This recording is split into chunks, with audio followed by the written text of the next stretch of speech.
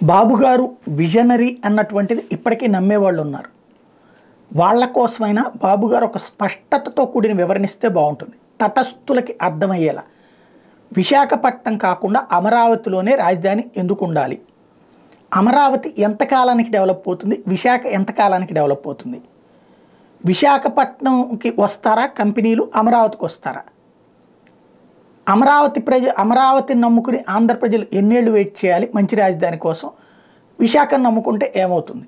అట్లాగే ఆంధ్రప్రదేశ్కి సంబంధించినంత వరకు ఒక బెంగళూరు, చెన్నై, హైదరాబాద్ చుట్టూ ఉండగా వాటితో పోటీ అమరావతి కరెక్టా, విశాఖ కరెక్టా, నిజాయితీతో కూడినటువంటి వివరణ ఇచ్చి ప్రజలకు అర్థమయ్యేలా చెప్పి విశాఖ వద్దు అమరావతి ఎందుకు కావాలి అన్నటువంటిది ఎక్స్ప్లెయిన్ చేసి దాని టైం బౌండ్ ప్రోగ్రామ్ని ఎక్స్ప్లెయిన్ చేస్తే బాగుంటుంది. లేకపోతే కనుక ప్రజలు నష్టపోతారు, ప్రజలు మోసపోతారు.